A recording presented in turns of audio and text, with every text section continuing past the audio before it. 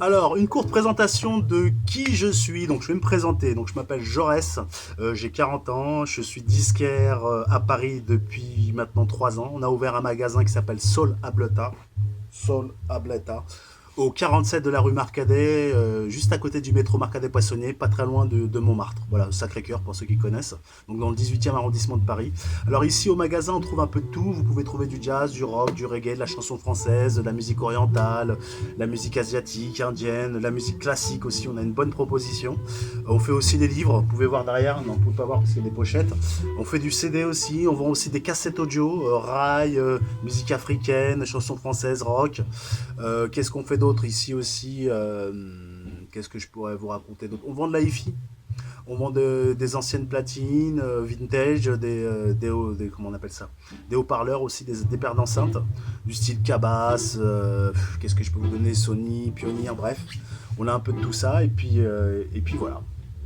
Notre musique aidera, nous l'espérons, à résoudre les contradictions qui existent entre les travailleurs appartenant à des communautés différentes, en brisant les différents chauvinismes nationaux, et plus particulièrement le chauvinisme de certains Français contre les cultures des pays du tiers-monde. Chauvinisme qui est l'une des tristes conséquences de plusieurs siècles de colonisation. Dans ce pays, ce chauvinisme culturel est l'une des principales barrières empêchant l'unification des travailleurs contre leur ennemi commun, l'impérialisme français. Vive l'amitié entre les peuples du monde entier. C'était une introduction pour vous proposer un premier label français, un label qui, on va dire, qui est clairement communiste, un label qui a été créé au début des années 70 en Occitanie, je crois, il me semble. Ce label s'appelle Le Temps des Cerises. Voici le premier volume qui a été enregistré. En fait, le premier groupe qu'ils ont enregistré, c'était Intercommunal Free Dance Music, qui était un orchestre, si vous voulez, de jazz avec des danseurs. La particularité de cet orchestre, c'est qu'il y avait plusieurs musiciens d'origines diverses et variées, d'Algérie, d'Italie, d'Afrique, et des Français. Et donc il y a un pianiste qui s'appelle François Tus qui sort tout juste du free jazz, qui en a un peu marre du free jazz et qui veut aller vers des choses un peu plus, on va dire, d'action un peu plus concrètes, proche des gens. Et donc voilà, ça c'était le premier volume. Ensuite, le deuxième volume, toujours avec l'Intercommunal Free Dance Music. Alors il faut savoir que ce sont des enregistrements qui ont été faits en live, donc ça a une certaine fraîcheur. Pour ceux qui vont dans les jam sessions, qui aiment voir des musiciens en live, vous comprendrez. Un disque que je vous recommande, les deux volumes. Et c'est celui qu'on écoute, c'est le premier volume. Ensuite, une tuerie, une grosse rareté sur ce label, Le Temps des Cerises, ce fameux disque Dansons avec les travailleurs immigrés. Alors ce disque-là, carrément, il a été fait contre une circulaire, la circulaire Fontanet, je crois, du début des années 70, où là, carrément, dessus, vous avez des musiciens algériens, espagnols, africains, on retrouve Joe Maca, François Tusk, et qui chantent, ils font même une reprise de Versailles, une pièce de théâtre, assez engagée contre une circulaire, et je vous assure, ce disque-là, vraiment, à avoir d'urgence. Et en plus, il me semble qu'il a été produit, si je dis pas de bêtises, dans le 18e arrondissement de Paris. Alors je sais plus où est-ce que c'est marqué exactement, mais il me semble que c'était à cette époque-là. Bref, donc voilà pour le troisième opus de ce label français qui est assez rare, je le rappelle. Un dernier, ça branle dans le manche. Ça branle dans le manche. Alors c'est une expression qui veut dire que quand vous avez la pioche, vous avez parfois ça, pour ceux qui ont déjà creusé un peu dans la terre ou levé une pelle, des fois qu'il y a du mou. Et donc c'est ça que ça signifie, ça branle dans le manche. Ça veut dire que ça va pas très bien en ce moment. Et ce disque-là est très intéressant sur ce label. Alors c'est plutôt chanson et minimal, donc piano solo. Il y a des bons solos de piano, mais ce qui est très intéressant, c'est le texte qu'il y a derrière, qui parle d'une usine alors si je sais plus très bien ce que c'est, mais je crois, il me semble que c'est une usine comme LIP. Voilà, c'est autour de la gravure et du livre, qui raconte une grève qui a eu lieu et comment, on va dire, l'industrie du livre aujourd'hui moderne est née. C'est très intéressant. Je vous conseille vraiment pour les solos de piano. Bon voilà, ça c'était ma présentation pour le premier label, et on se retrouve tout à l'heure pour le second label. Présentation maintenant du second label. Alors, dans ma jeunesse, j'ai commencé par collectionner les disques avec du reggae, et forcément, quand vous achetez du reggae, vous pouvez pas passer à côté de ce label. Studio One de Clement Dodd Coxon, qui est un Jamaïcain qui a créé son label dans les années, je crois, début des années 50, 54, 55, un truc comme ça, dans ces eaux-là. À la base, ce gars-là, il avait un sound system et il partait aux États-Unis chercher des disques américains de soul, des rhythm and blues. Et ensuite, vu que c'était plus trop à la mode en fait en Jamaïque, en plus aux États-Unis, il y en avait de moins en moins parce que le rock and roll arrivait, donc il y avait moins en moins de disques de rhythm and blues et de soul qui étaient produits. Et du coup, ce qu'il a décidé, c'est de faire ses propres productions là-bas en Jamaïque, et donc inspiré de la soul. Et c'est l'un des instigateurs du ska, du rocksteady. Il a fait tourner un paquet d'artistes, dont les Wailers, Bob Marley, Steel Pulse, bref, un tas d'artistes jamaïcains. Donc le label Studio One, le premier disque qui est ici, c'est un disque de dub en fait. Et dessus on retrouve, alors particulièrement sur ce disque, la particularité c'est qu'il n'y a pas de, comment on appelle ça, il n'y a pas d'effets électroniques et tout ça, c'est juste des jeux de basse qu'on descend, qu'on remonte avec des échos légers mais sourds. Et donc on retrouve des morceaux soul comme le Grady G, un petit clin d'œil à James Bond. Bref, c'est un album que je vous conseille particulièrement pour les amateurs de dub, et là c'est vraiment roots. Second album, toujours sur le label Studio One, et là avec une grande star du Sky, du Rocksteady, monsieur Alton Ellis. Attention, un très très grand. Et cet album, donc enregistré dans le studio de Coxon, donc de Clément Dodd. Dessus, on retrouve des titres Sunday Coming, This Eye, The Picture Was You, en fait très inspiré de soul, très rocksteady, très ska, mais les morceaux super bien produits. Et on a un petit clin d'œil aussi soul James Brown avec le morceau Alton Groove. Bref, une grosse tuerie, une grosse pépite, vraiment une bonne référence du label. Une production, cette fois-ci un autre artiste que j'adore beaucoup, à la voix suave, monsieur Johnny Osborne, l'album Truth and White, bien sûr, sur Studio One. Truth and White, c'est un morceau qu'on connaît tous parce qu'il a été samplé, je crois, par Neg Marron avec On fait le bilan en France. Dessus, on retrouve donc Truth and White, on retrouve Can't Buy Your Love, un morceau vraiment soul et avec du reggae, vachement, je vous conseille vraiment pour les amateurs de soul et de reggae. Il y a We Need Love aussi, voilà, un bon clin d'œil à sa jeunesse, voilà. Bref, donc Johnny Osborne, je vous conseille.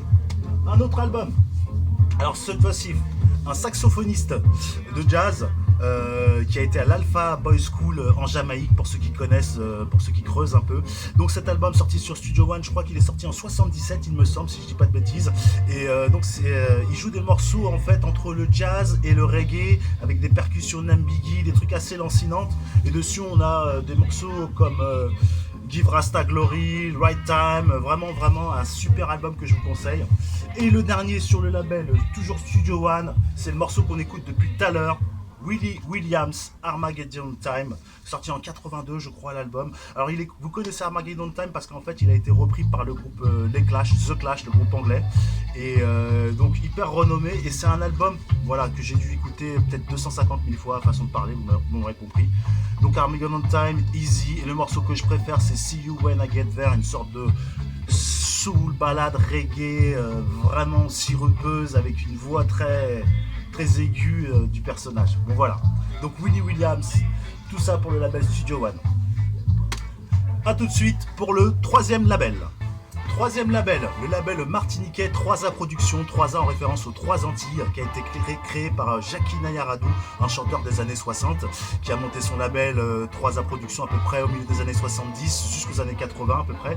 Et il a fait à peu près environ 300 à 400 références qu'on peut trouver sur ce label. Moi je vais vous en faire découvrir quelques-unes, celles que j'apprécie en tout cas, celles que j'ai pu avoir aussi surtout. Alors le premier ça va être Eugène Mona, un très grand monsieur. Si vous ne connaissez pas Eugène Mona, pensez que son influence en Martinique elle est égale à celle d'un Bob Marley ou à celle d'un Fela. C'est un gars qui s'est battu pour on va dire l'africanité des Antillais. Il a toujours chanté ça, donc lui ce qu'il fait c'est du chant, de la poésie, il joue de la flûte, il est conteur, danseur, c'est un artiste assez complet et un grand monsieur. Il a même eu un rôle dans Rue Casse-Nègre, le film. Je vous montre la pochette intérieure, voilà, tout est dit. Ensuite, un groupe de la Martinique qui s'appelle les Bouquelos. Alors c'est plus un orchestre avec des percussions, saxophonistes, section de cuivre, conga, voilà, et l'orgue surtout. Et sur cet album c'est intéressant parce que dessus il y a deux morceaux que moi j'apprécie beaucoup. C'est le morceau Oh là là qu'on voit juste ici, et Béatrice. Alors Béatrice c'est une sorte de cadence mais un peu syncopée avec des breaks presque funky. C'est assez bizarre mais vraiment un très bon morceau. Ensuite, je vous conseille un autre groupe de la Martinique, la petite jeunesse qui poussait là-bas, Vikings des Martiniques. Vous connaissez tous les Vikings de la Guadeloupe, les Vikings d'Haïti. Là, c'est un groupe, les Vikings de la Martinique, donc c'est un groupe différent. Et c'est un super groupe. Moi, j'aime bien ces orchestres un peu juvéniles, on va dire ça comme ça, qui arrivent sur la scène et qui sont pleins d'énergie et hyper créatifs. Donc, ils jouent de l'orgue, il y a des percussions, le conga, il y a de la trompette. La section cuivre est très intéressante et je vous conseille les morceaux Problème et le morceau de l'eau, la rivière là, et Ambition par prétention. Ça, c'est vraiment intéressant. Il y a même, on entend un avion qui décolle pendant le morceau. Voilà, vraiment un disque très intéressant.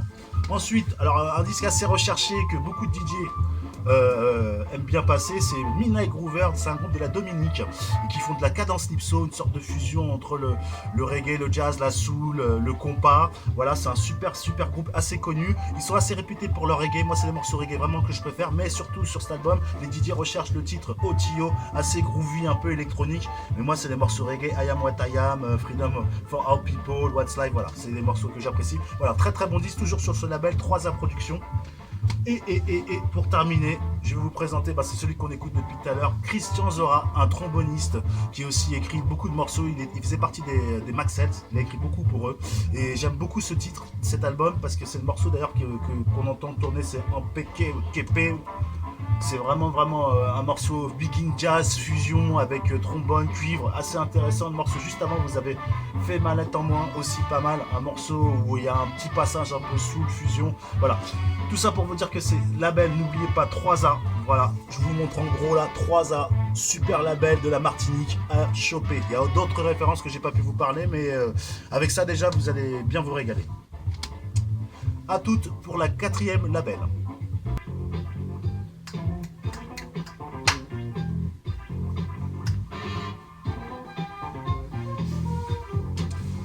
Quatrième label que je vais vous présenter, c'est le label italien Fonite. Alors c'est un label qui existe depuis 1911, je crois qu'il a fusionné ensuite avec la Cetra, c'est devenu Fonite Cetra. Et dans les années 70, ils ont fait une série qui s'appelle Usignolo, qui veut dire, traduit de l'italien, rossignol, donc l'oiseau qui chante. Une série spéciale pour la librairie. Donc qu'est-ce que la librairie? La librairie en fait c'était une série c'était une musique qu'on commandait en fait, que la télévision, le cinéma commandaient pour pouvoir illustrer leurs images. Donc voilà, on voulait de la musique rapide pour des gens qui sont en voiture ou à la plage, une musique un peu latine, exotique. Donc voilà, c'est commandé dans les studios. Et donc on va commencer avec la première référence. La C262, et oui, il n'y a pas de titre pour ces disques-là, mais parfois ça arrive, et c'était des numéros, donc c'était des commandes. Et alors vous voyez la pochette abstraite typique des années 70, magnifique, avec le Usignolo, le rossignol. Et donc sur ces productions-là, sur celle-ci, on trouve en fait de la musique plutôt orchestrale. Donc c'est dirigé par un certain Jay Bonecci, voilà. Et on trouve de la musique orchestrale un peu pop et électronique avec des effets de batterie électronique manuelle, avec des bongos. Voilà, c'est pas mal. Pour ceux qui font de la production, qui cherchent des sons avec un peu de synthé, électro un peu afro-rythmique, je vous conseille. Une autre référence, alors la UST 3002, toujours pas de titre. Donc Fonite, regardez-moi cette pochette abstraite. Et donc sur celui-ci, donc c'est un orchestre qui joue, qui est dirigé par un certain Théo Utsueli. Donc là c'est plutôt la musique classique, mais il y a des petits effets électroniques avec des synthés. Je sais pas ce que ça fout là, mais c'est hyper intéressant. Donc je vous conseille aussi, pareil pour ceux qui font de la production. Une autre référence, la UST 7020, mais là cette fois on a un titre acoustique magique électrosonde. Pareil, alors ça c'est plutôt pop, en fait ils mettent électronique mais c'est pas vraiment électronique, plutôt pop orchestral, typique des années 70 mais très fin. Mais en revanche dessus vous avez un morceau qui s'appelle David et Samuel et il y a un break disco, du moins un pont disco. Oh, si le morceau il avait duré comme ça, bon bref, ça aurait été parfait pour les DJ. Donc voilà, une belle référence aussi. On va rester dans la disco, dans le jazz funk avec, je vous montre la pochette abstraite un peu psychédélique, c'est le disque qu'on écoute en fait depuis tout à l'heure. Donc jazz funk, mais il y a aussi des titres disco, dont un qui s'appelle Opero Zita et Pettegolezzi. Activité je crois, et je sais plus très bien ce que ça veut dire. Ça je vous conseille vraiment ces morceaux qu'on écoute, et il y a au moins 3-4 morceaux jazz funk et disco. Une bombe. Alors là, je vais vous sortir Descriptive, UST 884. Personnellement pour moi c'est l'un des plus beaux disques que j'ai pu écouter dans ma vie, et vraiment je mâche pas mes mots. C'est de la musique on va dire plutôt contemporaine, jazzy, assez minimale, avec du scat, c'est magnifique, c'est de la musique de film, ambiante, je vous conseille vraiment ce disque, et c'est un disque très rare, au passage. Et on va terminer avec la H603, on revient, il n'y a plus de titre, pochette abstraite qui est magnifique, qui se trouve en fait être un groupe de jazz de Basso Valdambrini, qui sont des musiciens très connus. Il me semble que si je dis pas de bêtises, Oscar Valdambrini, c'est un trompettiste de jazz majeur de la scène italienne qui a joué avec beaucoup d'artistes américains, les Duke Ellington et plein d'autres. Et ce disque-là, voilà, c'est du jazz en fait, plutôt cool. plutôt inspiré de la côte ouest. Et bop, pour ceux qui aiment le bop, voire le hard bop, vous allez vraiment apprécier. C'est très fin, c'est très beau, c'est un disque que je vous conseille. Et je me demande s'il n'a pas été réédité peut-être en CD en Italie. Donc voilà pour la présentation de ce label de librairie italienne Phonite, la série Rossignol, que je vous conseille, très rare et vraiment du bon. Présentation du cinquième et dernier label. Cette fois-ci, je vais vous emmener du côté des pays de l'Est, en République tchèque, en Tchécoslovaquie pour être plus exact. Alors il faut savoir que là-bas, dans les années 50 jusqu'à aujourd'hui, il y a eu 3 gros labels. Le label Supraphone, le label Opus et le label Pantone. Et nous, on va s'intéresser à ce dernier, le label Pantone, qui est un label qui a été créé en 66 ou 68 et qui avait pour vocation de produire de la musique classique, du folk et de la variété. Il faisait beaucoup de thunes d'ailleurs avec la variété. Et grâce à ça, du coup, ils pouvaient investir dans la musique classique et d'autres choses comme ça.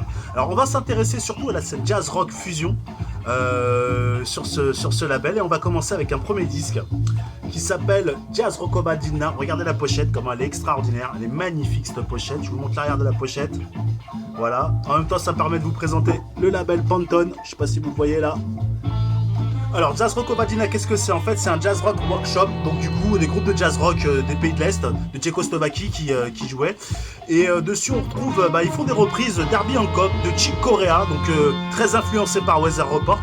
Et dessus, on peut retrouver, comme c'est une réunion de plusieurs groupes de jazz rock, on peut retrouver le groupe Jazz Q, avec un certain clavieriste qui s'appelle Martin Kratochvil, qu'on retrouvera un peu plus tard, le groupe Chaza, le groupe Impulse, voilà, tout ça, ce sont des beaux groupes de jazz rock fusion des années 70 en Tchécoslovaquie. Second disque, Jazz Rocobadina 2, la suite. Donc toujours pareil, Jazz Rock Workshop. Et cette fois-ci, on trouve un autre groupe qui s'appelle Energit. Et on retrouve Jazz Q et Impulse. Alors celui-ci est plus jazz funk, très influencé de blues aussi. Ensuite, voilà Jazz Q Prague. Alors ça, c'est un groupe majeur de jazz fusion, jazz rock là-bas. Donc là, l'album s'appelle The Watchtower. Regardez la pochette, un petit clin d'œil au Modern Jazz Quartet. Pensez à John Lewis et à Mick Jackson. Mais là-dessus, c'est plutôt assez raffiné, c'est assez intello, c'est très recherché, c'est très influencé par le blues. Et c'est assez, c'est fusion et ça s'écoute tranquille. Mais c'est un super disque. Ensuite, Jazz Studio A. Cette fois-ci, c'est un big band de jazz qui est conduit par un certain Kamil Hala. Dessus, on retrouve plusieurs artistes, dont Karel Ruzicka au clavier. À la basse, on trouve Pet Korinek. Tout ça, ce sont des très bons musiciens de là-bas. Cet album, il est plutôt jazz funk. Pour ceux qui aiment bien tout ce qui est CTI dans le style, ça va beaucoup vous plaire. Un autre album, le Big Band de Prague. Alors c'est un gars qui s'appelle Milan Svoboda qui conduit ça. Milan Svoboda, c'est un mec qui a fait des musiques de films, qui fait de la musique expérimentale, fusion, jazz rock. Et cet album, c'est vraiment un gros album de jazz funk, big band, hein. C'est big band, mais c'est très intéressant. Il y a un morceau qui je trouve pas mal qui s'appelle Ice Water, qui est assez... Alors ce qui est intéressant, c'est qu'il y a l'influence des pays de l'Est, du folklore des pays de l'Est. Et je vous conseille beaucoup. Là, il y a une petite plante là, pour ceux qui reconnaissent. Du pavot. Et on va terminer avec le dernier, c'est celui qu'on écoute depuis tout à l'heure, Jazz Cellula. Donc c'est un groupe qui a été formé par le trompettiste Lako Leshi.